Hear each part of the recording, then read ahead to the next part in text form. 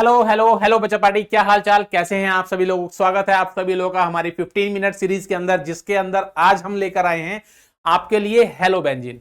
Hello benzene की बच्चा जो जो रिएक्शंस हैं, जो इसकी प्रिपरेशंस हैं, वो सभी आज हम करने वाले हैं। कैसे कैसे हम हेलो बेंजीन को प्रिपेयर करते हैं, उसके बाद हम ये देखने वाले हैं कौन सी मैकेनिज्म को ये फॉलो करता है और केमिकल प्रॉपर्टीज में कौन कौन सी प्रोडक्ट हमारे पास ये जनरेट करता है। तो चलिए स्टार्ट करते हैं हेलो बेंजीन को। सबसे पहले बच्चा बात कर लेते हैं प्रिपरेशन की। हेलो बेंजीन की प्रिपरेशन करने के लिए हम क्या करते हैं, सबसे पहले हेलो बेंजीन यानी कि एराइल हैलाइड को प्रिपेयर करने के लिए हम लोग क्या करते हैं, हेलोजिनेशन का प्रोसेस करते हैं। हेलोजिनेशन के प्रोसेस के अंदर क्या होगा, आप हेलोजन ले लीजिए क्लोरीन या फिर ब्रोमीन गैसियस फॉर्म में, इसके साथ साथ इसको हम रिएक्ट कराते हैं लुईस एसिड के साथ, FeCl thrice, AlCl thrice, zinc chloride और जिंक के साथ। क्या काम करते हैं, लुईस एसिड जो बच्चा हमारे पास होते हैं वो हेलोजन के साथ रिएक्ट करते हैं। लाइक हमने लिया Cl2, किसके साथ रिएक्ट करेगा, AlCl थ्राइस के साथ। यहां से क्या बनेगा, Cl प्लस बनेगा प्लस AlCl4 माइनस बनेगा, है ना। ये जो आपका Cl प्लस है ये कैसे बिहेव करेगा, एज ए इलेक्ट्रोफाइल, और यहां पर ये रिएक्शन को शो करेगा। तो क्या बनने वाला है, अगर आप हेलोजन लेकर चलते हैं लुईस एसिड की प्रेजेंस में, तो यहां पर आपका क्या बनेगा, हेलो बेंजीन बनेगा। क्या बनेगा बच्चा, हेलो बेंजीन, हेलो बेंजीन।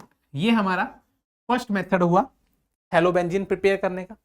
अगर हम बात करें डीकार्बोक्सिलेशन रिएक्शन की, तो डीकार्बोक्सिलेशन रिएक्शन के अंदर बच्चा हमने क्या किया, डीकार्बोक्सिलेशन रिएक्शन के अंदर हम लेते हैं NaOH in presence of calcium oxide.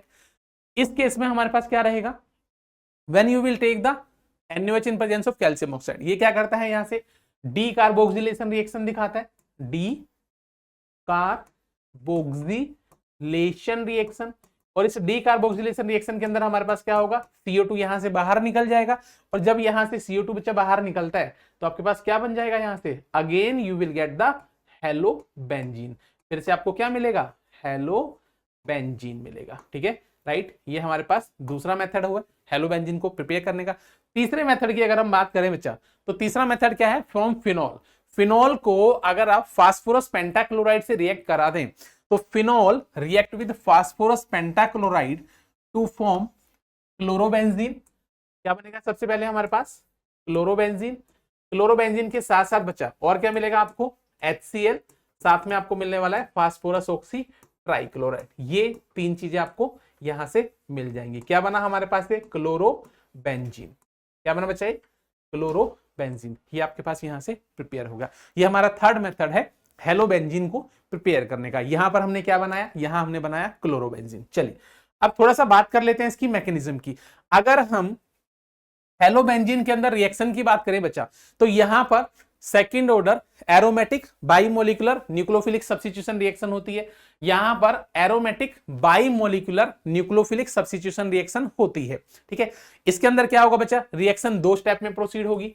Reaction जो हमारे पास जाएगी वो कैसे जाएगी, दो स्टेप में जाएगी। सबसे पहले क्या होगा हमारे पास, सबसे पहले हमारे पास जो न्यूक्लियोफाइल है वो अटैक करेगा। न्यूक्लियोफाइल जब कार्बन पर अटैक करेगा तो ये रिएक्शन का कैसा स्टेप रहेगा बच्चा, स्लो स्टेप रहेगा और रेट डिटरमाइनिंग स्टेप रहेगा। क्या रहेगा, स्लो स्टेप रहेगा और रेट डिटरमाइनिंग स्टेप रहेगा। उसके बाद क्या होगा, उसके बाद एलिमिनेशन होगा, है ना। एलिमिनेशन जब होगा तो एलिमिनेशन में क्या होगा, स्टेप सेकंड में ये फास्ट रिएक्शन होगी, और यहां पर आपके पास क्या होगा, जो भी आपका न्यूक्लियोफाइल होगा वो न्यूक्लियोफाइल बेंजीन रिंग पर ऐड हो जाएगा। अब इन दोनों स्टेप में डिफरेंस क्या बचा, पहले वाला स्टेप हमारा स्लो क्यों है, क्योंकि यहां पर मॉलिक्यूल की एरोमेटिसिटी डिस्टर्ब होती है ना। ये क्या है, एरोमेटिक कंपाउंड है। ये क्या है, ये एरोमेटिक नहीं है। तो यहां से यहां आने पर मॉलिक्यूल में क्या हुआ, एरोमेटिसिटी जो है, एरोमेटिसिटी यहां पर क्या हो गई बच्चा, डिस्टर्ब हो गई। और एरोमेटिसिटी डिस्टर्ब होने की वजह से ये प्रोसेस हमारा कैसा रहेगा, स्लो रहेगा। उसके बाद क्या हुआ, सेकंड स्टेप में जब आप X माइनस यहां से निकालते हैं तो उस केस में क्या होगा, स्टेप सेकंड में ये वाला जो प्रोसेस होगा, यहां पर आपकी एरोमेटिसिटी दोबारा से क्या होगी, रीगेन हो जाएगी बच्चा। एरोमेटिसिटी दोबारा से रीगेन हो जाएगी, क्योंकि देखिए दोबारा से बेंजीन बन गया है। तो इसीलिए ये मॉलिक्यूल अब क्या रहेगा आपका, स्टेबल रहेगा, और रिएक्शन जो है फास्ट इन नेचर हो जाएगी। तो हमारे पास बाइमोलिकुलर न्यूक्लियोफिलिक सब्स्टिट्यूशन रिएक्शन में रिएक्शंस 2 स्टेप के अंदर जाती है, जहां पर सबसे पहले हमारे पास लोअर स्टेप रहेगा, जहां पर मॉलिक्यूल अपनी एरोमेटिसिटी को क्या करता है, लूज करता है। सेकंड स्टेप में क्या होगा, मॉलिक्यूल अपनी एरोमेटिसिटी को दोबारा से गेन करेगा, इसीलिए रिएक्शन कैसी रहेगी, फास्ट रहेगी। ठीक है, राइट। चलिए आगे थोड़ा सा चलते हैं। ये हमारे पास 3 स्टेप है, जहां पर हमारा मॉलिक्यूल जो है बच्चा स्टेप फर्स्ट के बाद रेजोनेंस स्टेबिलिटी दिखाता है।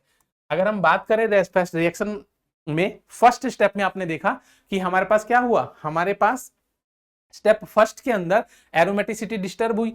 डिस्टर्ब होने के बाद हमारे पास कार्बो एनायन जनरेट हुआ। Step first, step second, step third में कार्बो एनायन अपने आप को रेजोनेंस स्टेबलाइज करता है। अब इस रेजोनेंस स्टेबलाइजेशन में सबसे ज्यादा बच्चा कंट्रीब्यूशन किसका है, किसका है, इस न्यूक्लियोफाइल का है ना, जो हमारे पास ये न्यूक्लियोफाइल लगा हुआ है ना, इसका सबसे ज्यादा कंट्रीब्यूशन है। अब कैसे है, अगर ये आपके पास स्ट्रॉन्ग इलेक्ट्रॉन विड्रॉइंग ग्रुप है, अगर ये आपके पास स्ट्रॉन्ग इलेक्ट्रॉन विड्रॉइंग ग्रुप है, तो बच्चा उस केस में आपका मॉलिक्यूल उतनी ही जल्दी प्रोडक्ट में कन्वर्ट हो जाएगा। क्यों, क्योंकि वो मॉलिक्यूल उतनी ही जल्दी से कार्बो एनायन को क्या करेगा बच्चा, स्टेबलाइज करेगा। अगर आपका nucleophile strong electron withdrawing group है, तो वो कार्बो एनायन से इलेक्ट्रॉन डेंसिटी को विड्रॉ करेगा और मॉलिक्यूल उतना ही जल्दी क्या हो जाएगा, स्टेबल हो जाएगा। इसीलिए जितना स्ट्रॉन्ग इलेक्ट्रॉन विड्रॉइंग ग्रुप आप यूज करेंगे, रिएक्शन हमारी उतनी ही फास्ट होने वाली है। ठीक है, तो ये सारे के सारे ग्रुप जो बच्चा हमने यहां पर लिखे हैं, all these group are electron withdrawing group. ये सभी ग्रुप कैसे हैं, इलेक्ट्रॉन विड्रॉइंग ग्रुप हैं, जिसकी वजह से कार्बन आयन हमारा स्टेबलाइज होता है। ठीक है, राइट। चलिए आगे देखते हैं। इस रिएक्शन की मैकेनिज्म के बाद अगर हम केमिकल प्रॉपर्टी की बात करें बच्चा, तो क्लोरोबेंजीन के अंदर ये किस किस टाइप की केमिकल प्रॉपर्टी दिखाता है, अब हम इसकी बात कर लेते हैं। देखिए क्या क्या केमिकल प्रॉपर्टी इसके अंदर चलती है। सबसे पहले हम बात करते हैं बच्चा सबसे पहले डोज प्रोसेस की। डोज प्रोसेस के अंदर हमारे पास क्या होता है, हम लेकर चलते हैं sodium hydroxide in presence of 623 kelvin temperature and 300 atmosphere pressure. तो यहां पर क्या बनता है, यहां पर बच्चा हमारे पास जनरेट होता है फिनॉल। क्या जनरेट होगा, फिनॉल। डोज प्रोसेस में स्पेसिफिक रिएक्शन कंडीशन के अंदर हमें क्या मिलता है, यहां पर हमें मिलता है फिनॉल। ठीक है, सबसे पहले हमारे पास फिनॉल जनरेट हो गया। उसके बाद हमने क्या किया, उसके बाद देखिए सेकेंड नंबर पर हमने क्या किया, इसके बाद हमने इसे रिएक्ट करा दिया क्लोरीन से इन presence of electron deficient compound FeCl thrice. Electron deficient compound है, लुईस एसिड है, तो ये क्या करता है, यहां पर मॉलिक्यूल के अंदर ये क्या करेगा, क्लोरीन को ऐड करेगा। तो एक तो आपको मिलेगा ऑर्थो पर Cl और दूसरा आपको कहां मिलेगा बच्चा, पैरा पर Cl। तो हम इसे क्या कहेंगे, एक हमारे पास जनरेट होगा ऑर्थो डाइक्लोरोबेंजीन। क्या है ये हमारे पास, ऑर्थो डाइक्लोरोबेंजीन है ना। और इसके साथ साथ हमारे पास क्या बचा, पैरा डाइक्लोरोबेंजीन। ठीक है, राइट। अब देखिए, अब हम बात करते हैं क्लोरीनेशन के बाद हम बात करते हैं बच्चा नाइट्रेशन की। अगर आप इस मॉलिक्यूल का नाइट्रेशन करते हैं तो आपको क्या लेना होगा, concentrated HNO3 plus concentrated H2SO4। हम इसे क्या बोलते हैं, इसे हम बोलते हैं नाइट्रेटिंग मिक्सचर। क्या बोलते हैं बच्चा हम इसे, नाइट्रेटिंग मिक्सचर। नाइट्रेटिंग मिक्सचर से हमारे पास क्या जनरेट होता है, नाइट्रेटिंग मिक्सचर से देखिए आपको क्या मिलेगा, आपको मिलेगा नाइट्रो ग्रुप। तो एक आपको ऑर्थो पोजीशन पर नाइट्रो ग्रुप मिलने वाला है, और आपको कहां मिलेगा बच्चा, एक आपको मिलेगा ऑर्थो पर और साथ में कहां मिलेगा, पैरा पर, है ना। 2 प्रोडक्ट आपको यहां से भी मिलेंगी। नाम इसका क्या होगा, इसका नाम क्या होने वाला है बच्चा, ऑर्थो पैरा है ना, ऑर्थो पैरा क्लोरो नाइट्रोबेंजीन। अगर ऑर्थो होगा तो आप ऑर्थो यूज कर लीजिए और पैरा होगा तो पैरा, पैरा क्लोरो नाइट्रोबेंजीन। ठीक है, वहीं पर अगर हम इसका क्या कर दे बच्चा, सल्फोनेशन कर दे, है ना। अगर हम इसी मॉलिक्यूल का क्या कर दें, सल्फोनेशन कर दे, तो भाई सल्फोनेशन में क्या होगा, आप यूज करते हैं कंसंट्रेटेड H2SO4, है ना। तो कंसंट्रेटेड H2SO4 जब आप यूज करेंगे तो मॉलिक्यूल का सल्फोनेशन हो जाएगा, और जब मॉलिक्यूल का सल्फोनेशन होगा तो आपको क्या मिलेगा, यहां पर देखिए Cl, ऑर्थो पोजीशन पर क्या आएगा, सल्फोनिक ग्रुप, SO3H है ना, प्लस साथ में पैरा पर भी क्या आएगा बच्चा, सल्फोनिक ग्रुप। तो आप क्या लिखेंगे यहाँ पर, SO3H, ortho para chloro sulphonic, फिर benzene sulphonic acid, benzene sulphonic acid, ठीक है, right. Ortho para chloro benzene sulphonic acid, ortho पर रहेगा तो ortho chloro benzene sulphonic acid, para पर रहेगा तो para chloro benzene sulphonic acid, right. ये हमने किया। इसके बाद देखिए, इसके बाद अगर हम बात करते हैं बच्चा, इसके बाद इसी रिएक्शन को अगर हम रिएक्ट करा दें किसके साथ, इसी रिएक्शन को अगर हम रिएक्ट करा दें मिथाइल क्लोराइड के साथ इन प्रेजेंस ऑफ AlCl3, कौन सी रिएक्शन है, फ्रीडल क्राफ्ट एल्काइलेशन, है ना, कौन सी रिएक्शन है, फ्रीडल क्राफ्ट एल्काइलेशन। तो इस फ्रीडल क्राफ्ट एल्काइलेशन में आपके पास क्या बनेगा, Cl CH3 और क्या बनेगा, Cl CH3, क्या कहेंगे हम इसे, ऑर्थो पैरा क्लोरो टॉल्वीन। अगर ऑर्थो की बात करोगे तो ऑर्थो क्लोरो टॉल्वीन, और अगर आप पैरा की बात करेंगे तो आप क्या कहेंगे, पैरा क्लोरो टॉल्वीन, ठीक है, राइट। बिल्कुल ऐसे ही बचा, अगर आप क्या ले लें, CH3 C double bond O Cl, acetyl chloride in presence of AlCl thrice. अगर आप एसिटाइल क्लोराइड लेकर चलते हैं तो एसिटाइल क्लोराइड में बच्चा क्या हो जाएगा, देखिए एसिटाइल क्लोराइड में आपके पास क्या आएगा, ऑर्थो क्लोरो एसिटोफिनोन, और साथ में क्या आएगा, para chloro acetophenone plus Cl C double bond O CH3, है ना, ortho chloro acetophenone, right. Ortho के लिए क्या कहोगे, ऑर्थो क्लोरो एसिटोफिनोन, पैरा के लिए आप कहोगे पैरा क्लोरो एसिटोफिनोन, ठीक है बच्चा, राइट। अब देखिए इसके साथ साथ अगर हम इसे किससे रिएक्ट करा दे बच्चा अगर हम इसे रिएक्ट करा दे मैग्नीशियम से, किससे, अगर हम इसे मैग्नीशियम मेटल से बाबू रिएक्ट करा दे, तो मैग्नीशियम मेटल से रिएक्ट कराने के बाद हमारे पास क्या होगा, देखिए मैग्नीशियम मेटल से अगर आप इसे रिएक्ट कराते हैं तो मैग्नीशियम मेटल से रिएक्ट कराने पर क्या होगा, यहाँ पर अगर आप लेते हैं मैग्नीशियम मेटल तो क्या बनेगा हमारे पास, फिनाइल मैग्नीशियम ब्रोमाइड, ये क्या बन जाएगा, C6H5MgBr, क्या नाम बना इसका, फिनाइल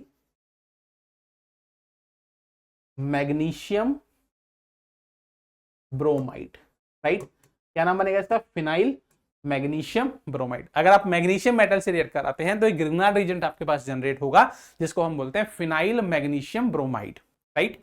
इसके साथ साथ बच्चा और देखिए, अगर हम इसको रिएक्ट करा दें किसके साथ, लिथियम मेटल के साथ, अगर हम क्लोरोबेंजीन को रिएक्ट करा दें किसके साथ, लिथियम मेटल के साथ बच्चा, तो लिथियम मेटल के साथ अगर आप रिएक्ट कराएंगे, देखिए लिथियम मेटल के साथ, तो आपके पास क्या बन जाएगा, क्या बनेगा, फिनाइल लिथियम C6H5, तो आपके पास बनेगा C6H5Cl, सॉरी C6H5Li, C6H5Li, क्या कहेंगे हम इसे, फिनाइल लिथियम,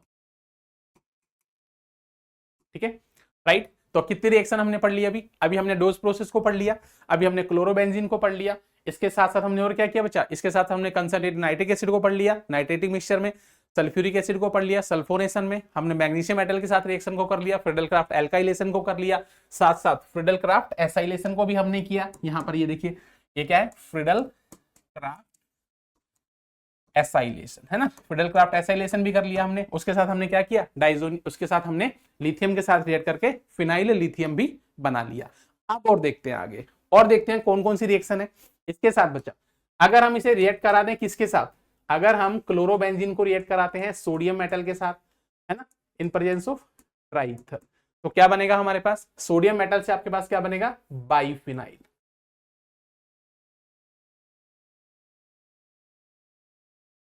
ये लीजिए, ये क्या बना, बाइफिनाइल, ठीक है, राइट, ये हुआ। इसके साथ साथ अगर हमने इसे रिएक्ट करा दिया सोडियम मेटल के साथ और हमने साथ में क्या लिया है, मिथाइल क्लोराइड लिया है। क्या लिया है, मिथाइल क्लोराइड। तो इस केस में आपके पास क्या जनरेट होगा बच्चा, CH3 और ये क्या बन गया, टॉल्यूइन। क्या है इन दोनों में, क्या है इन दोनों में, अगर आपने सोडियम को सिर्फ क्लोरोबेंजीन से रिएक्ट करा दिया तो बच्चा इसको बोलते हैं फिटिग रिएक्शन। क्या बोलते हैं, फिटिग रिएक्शन। क्या बोलते हैं इसे हम, फिटिग रिएक्शन। अगर आप मिथाइल क्लोराइड लेते हैं या एल्काइल क्लोराइड लेते हैं और एरोमेटिक क्लोराइड से रिएक्ट कराते हैं तो आपका ये क्या बनेगा, ये आपका बन जाएगा वुड्स फिटिग, वुड्स फिटिग रिएक्शन। ठीक है, हमने क्या कहा, अगर आप सोडियम से रिएक्ट कराते हैं एराइल हैलाइड को तो फिटिग रिएक्शन होगी, और अगर आप एल्काइल हैलाइड को एराइल हैलाइड से रिएक्ट कराते हैं तो हमारी रिएक्शन क्या बन जाएगी बच्चा, वुड्स फिटिग रिएक्शन हमारे पास बन जाएगी। इसके साथ साथ बच्चा अगर आप इसे रिएक्ट करा देते हैं किसके साथ, अगर आप इसे रिएक्ट कराते हैं क्लोरल के साथ, CCl थ्राइस CHO, और साथ में आप क्या लेकर चलते हैं, कंसंट्रेटेड H2SO4, तो इस केस में क्या होगा, अगर आप इसे क्लोरल से रिएक्ट कराते हैं कंसंट्रेटेड H2SO4 के साथ तो इस केस में बच्चा आपको मिलता है DDT। क्या मिलेगा, DDT। कैसे मिलेगा, ये देखिए यहां पर Cl,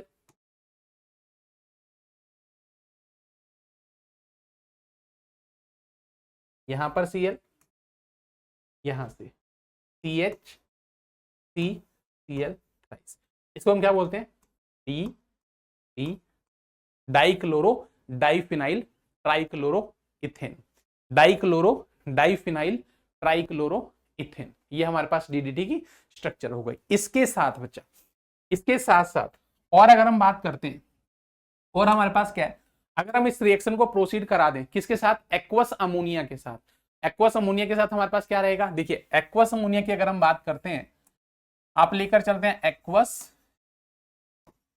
एक्वस अमोनिया, इसके लिए हमारे पास टेम्परेचर कितना रहेगा, 200 degree Celsius, 200 degree Celsius. Temperature कितना रहेगा, 60 एटमोस्फेयर। तो आपके पास क्या जनरेट हो जाएगा यहाँ से, एनिलीन। क्या बनेगा बच्चा यहाँ पर आपके पास, एनिलीन।